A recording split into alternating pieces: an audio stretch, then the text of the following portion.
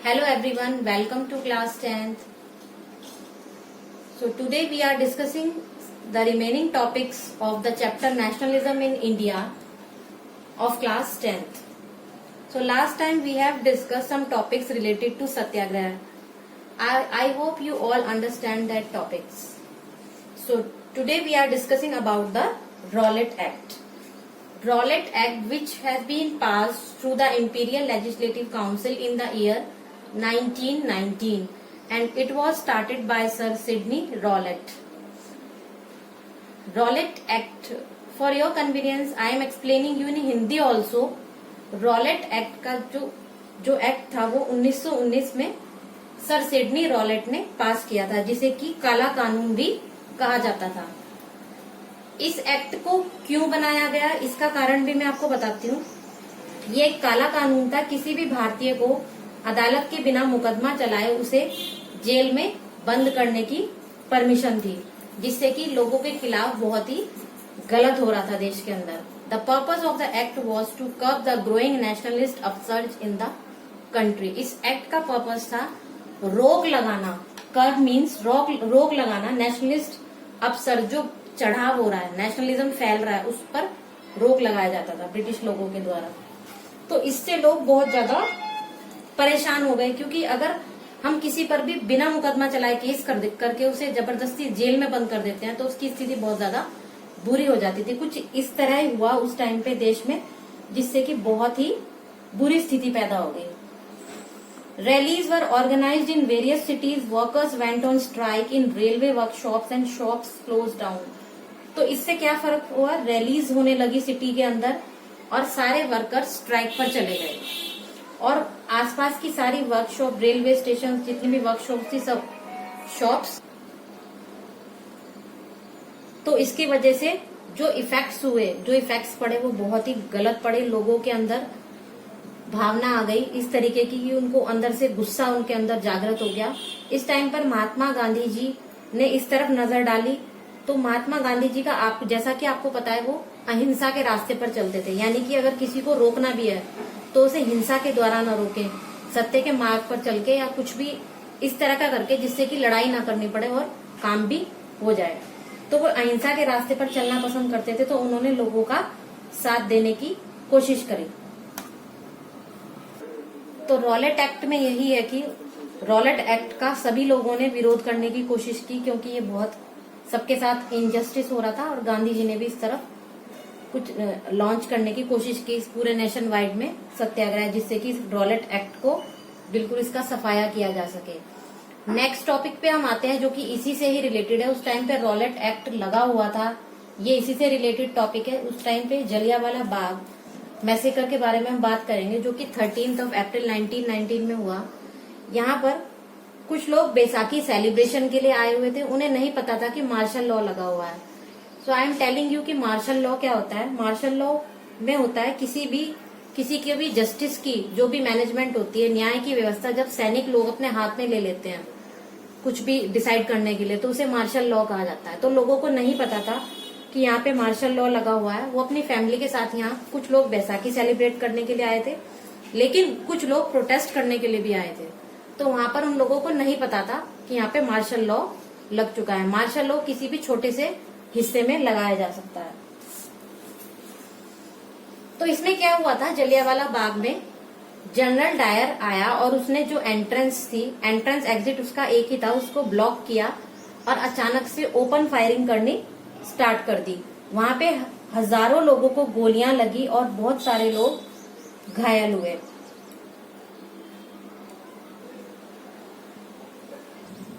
तो इससे हजारों लोग मारे गए और बहुत सारे लोग घायल हो गए। इससे लोगों में डर फैल गया, क्योंकि वो लोग तो सेलिब्रेट करने के लिए आए हुए थे यहाँ पर बैसाखी। वो तो गांव के लोग थे, अनजान थे, और बाकी लोग, कुछ लोग प्रोटेस्ट करने के हिसाब से आए थे।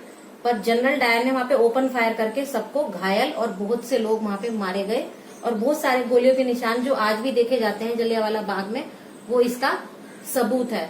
तो इस दिन बहुत हाहाकार मचा था और बहुत बड़ा नुकसान हुआ था, क्योंकि वहां पर बहुत सारे लोग आए हुए थे और अचानक से जब आप इनोसेंट हो, आपको पता भी नहीं है कि क्या होने वाला है, लोग आराम से अपना सेलिब्रेट कर रहे हैं, कुछ लोग प्रोटेस्ट कर रहे हैं बिल्कुल बिना लड़ाई किए, बिना हिंसा किए, लेकिन अचानक से वहां पर गोलियां बरस जाती हैं, तो भगदड़ में भी बहुत सारे लोग मारे गए और गोलियां भी लगी। तो यानी दोनों तरफ से बहुत ज्यादा नुकसान हुआ। ये सब देखते हुए शहर में हर जगह स्ट्राइक्स हुई, पुलिस के आपस में क्लैशेस हुए, गवर्नमेंट बिल्डिंग्स पे अटैक्स किए गए, ब्रूटल रिप्रेशन हुआ बहुत ज्यादा, और लोग अपने वहां से जाने की सोचने लग गए कि दूसरी जगह पे शिफ्ट हो जाएं, क्योंकि यहाँ पर बहुत ज्यादा वायलेंस। अब वो लोग तो प्रोटेस्ट कर रहे थे बहुत शांति से, लेकिन अगर आप सपोज कीजिए कोई बहुत शांति से प्रोटेस्ट कर रहे हैं और आप उन पर हिंसा करते हैं, तो वो लोग भी सोचते हैं कि हम इतने आराम से बैठकर अहिंसा के रास्ते पर चलकर प्रोटेस्ट करना चाहते हैं, उस कानून को बंद करना चाहते हैं, लेकिन हम पर इस तरह से हिंसा की गई, तो इसलिए वो बदला लेना चाहते थे। यानी वो किस पे उतर आए अब? वायलेंस पे। यानी जहां पर वो वायलेंस नहीं करना चाहते थे, अब वो ये सब देखकर जो हाल हुआ वहां पर जलियांवाला बाग में, वो वायलेंस के मूड में आ गए। सो नेक्स्ट टॉपिक है हमारा खिलाफत मूवमेंट। इसी में आगे चलते हुए हम इसको डिस्कस करेंगे। It was a pan Islamist political protest campaign launched by Muslims of British India led by Shaukat Ali, Hakim Azmal Khan and Abul Kalam Azad to restore the Caliph। इसमें क्या हुआ? इसमें जो खिलाफत मूवमेंट में उन्होंने मोहम्मद अली, शौकत अली, मौलाना अबुल कलाम आजाद, कई सारे मुस्लिम नेता थे जो कि ब्रिटेन के खिलाफ तुर्की का साथ देने के लिए तैयार हुए। इसी वजह से ये खिलाफत मूवमेंट शुरू हुई। अब हमारे मन में ये क्वेश्चन आ रहा होगा कि आखिर तुर्की के साथ जो अन्याय हुआ उसमें भारत और पाकिस्तान के मुस्लिमों का क्या लेना देना। दरअसल तुर्की के जो सुल्तान थे जिनका नाम था खलीफा, यानी कि मुस्लिमों के धर्मगुरु जिन्हें माना जाता था, वो इसी वजह से सभी मुस्लिमों ने तुर्की का साथ देने की पहल की। दूसरी तरफ हिंदू और मुस्लिम दोनों को ही ब्रिटेन से शिकायत तो थी ही, और ये अच्छा मौका था कि इसी वजह से ये खिलाफत आंदोलन छेड़ दिया जाए। ये मूवमेंट चला 1919 से 1922 तक, और इसका पर्पस था जो तुर्की के खलीफा थे उनकी स्थापना करने के लिए अंग्रेजों पर दबाव बनाना।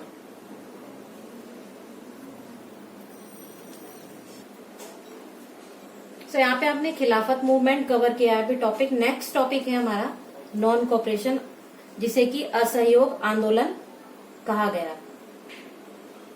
महात्मा गांधी जी ने अपनी फेमस बुक हिंद स्वराज में डिक्लेयर किया था जो ब्रिटिश रूल था। British rule was established in India with the cooperation of India. If Indian refuses to cooperate, British rule in India were collapse within a year and swaraj would come. उन्होंने अपनी book में mention किया था कि Indian अगर मना कर दें ब्रिटिश लोगों को कॉपरेट करने के लिए, तो 1 साल के अंदर अंदर ही सब कुछ कोलैप्स हो जाएगा और कंडीशन फिर से ठीक हो जाएगी। इसके लिए उन्होंने पहले असहयोग आंदोलन चलाया, जनवरी 1921 में स्टार्ट हुआ। इसमें मूवमेंट इन टाउन्स के अंदर मूवमेंट की गई, यानी foreign goods were boycotted. Foreign goods का उन्होंने बाइकआउट कर दिया, और liquid shops picketed and foreign clothes burned in huge bonfires. Liquid shops यानी शराब की दुकानों पर धरना देने लगे, और सारे जितने भी फॉरेन गुड्स थे सबको बाइकआउट कर दिया उन्होंने, और फॉरेन कपड़ों को, फॉरेन से जो कपड़े आते थे उनको जला दिया बॉनफायर्स में। यानी इस तरह की कुछ मूवमेंट टाउन के अंदर होने लगी। लोगों के अंदर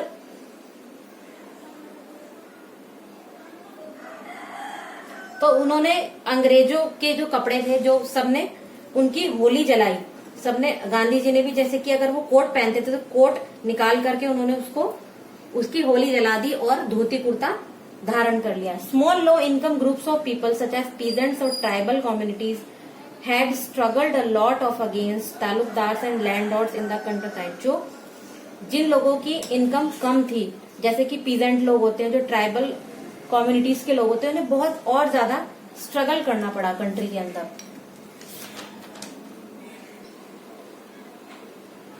सो नेक्स्ट टॉपिक है हमारा सिविल डिसोबीडियंस। फरवरी 1922 में महात्मा गांधी जी ने असहयोग आंदोलन को छोड़ने की सोची, क्योंकि लोग बहुत ज्यादा क्या हो रहे थे, वायलेंट हो गए थे बहुत ज्यादा। कई जगह पे सत्याग्रही वो लड़ रहे थे और कहीं पर बहुत ज्यादा स्ट्रगल्स चल रहे थे, तो देश में बहुत ज्यादा माहौल इतना वॉयलेंट हो चुका था कि उन्होंने डिसाइड किया कि अब इसको विड्रॉ कर देना चाहिए, यानी कि नॉन कॉपरेशन मूवमेंट, असहयोग आंदोलन को विड्रॉ कर देना चाहिए। सिविल डिसोबीडियंस में ये लॉन्च हुआ। साइमन कमीशन जब आया भारत के अंदर, it continued between 1930 and 1934। Complete independence was the main M. It was fully fledged mass movement. इसका पर्पस था कि हमें कंप्लीट इंडिपेंडेंस चाहिए, यानी अब पूरी तरह से आजादी चाहिए। अब हम बहुत सह चुके हर चीज को, हमें क्या चाहिए, पूरी तरह से पूरी आजादी चाहिए। फुल फ्लैजेड मास मूवमेंट था। When the Simon Commission arrived in India in 1928, was greeted by the slogan "Go back Simon"। जब साइमन कमीशन आ गया इंडिया के अंदर 1928 में, तो लोग इस स्लोगन यूज करने लग गए जिससे कि वहां से चला जाए। गो बैक साइमन का इस्तेमाल किया गया। इसके बाद ये जब सब कुछ घट रहा था भारत के अंदर, तो अंग्रेजों ने बहुत ज्यादा हर चीज पर रोक लगाने की कोशिश की, जिसकी वजह से उनको बहुत ज्यादा सहना पड़ा। तो इसके विरोध में गांधी जी ने दांडी मार्च किया।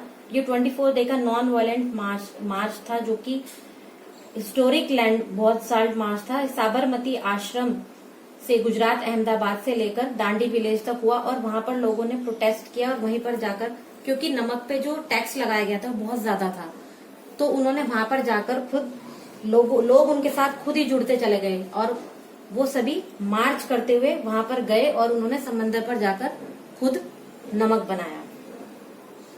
नेक्स्ट टॉपिक है हमारा collective belonging. The sense of collective belonging.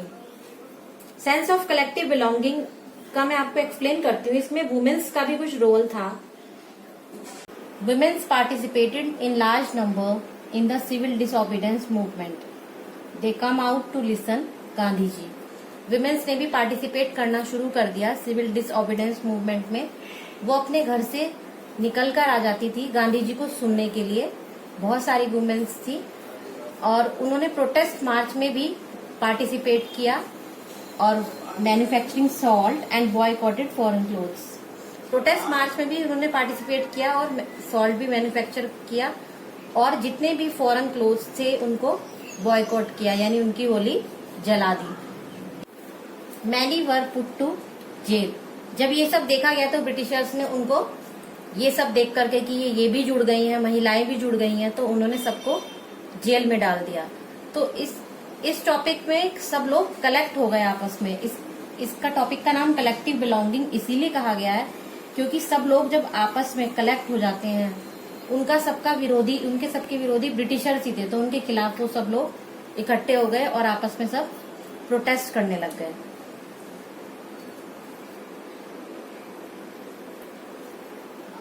Some points are given like united struggle. आपस में सब मिल गए तो सब एक होकर के स्ट्रगल किया सबने।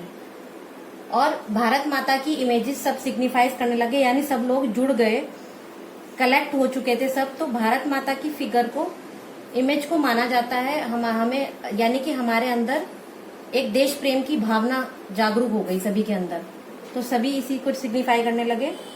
और वंदे मातरम जो कि बंकिम चंद्र चट्टोपाध्याय जी ने लिखा था, उसको भी सब लोग करने लग गए। और एसेंटिक फिगर्स होने लगे लाइक काम, कंपोज, डिवाइन, स्पिरिचुअल। भारत माता के प्रिंट्स होने लग गए। फॉल्कलोर्स हुए, यानी कि लोकगीत वगैरह, उसमें सभी लोग आपस में जुड़ गए और अपने देश प्रेम की भावना को लेकर के सभी कलेक्ट हो गए। ब्रिटिशर्स के खिलाफ उन्होंने इस तरह से विरोध किया। और जैसा कि स्वदेशी मूवमेंट चल रही थी बंगाल में, तो उस टाइम पर हमारा जो ट्राई कलर है, जो फ्लैग है हमारा, वो डिजाइन किया गया। इसमें ये रिप्रेजेंट बाय 1921 में गांधी जी ने एक फ्लैग ड्रॉ किया जो कि स्वराज फ्लैग था। वो ट्राई कलर का था, यानी रेड, ग्रीन और व्हाइट। और उसके सेंटर में एक स्पिनिंग व्हील था जो कि रिप्रेजेंट करता था कि ये एक आइडियल है। Carrying the flag holding in aloft during marches become a symbol of defence. So वो सब फ्लैग लेकर के बाहर निकलते थे और सभी के अंदर इस तरह की भावना जागरूक हो गई थी कि अब हमें सिर्फ कंप्लीट इंडिपेंडेंस चाहिए, अब यही हमारा सिर्फ पर्पस है. So I have explained all the topics. In the next class, I will explain you the next chapter. So till then, bye bye.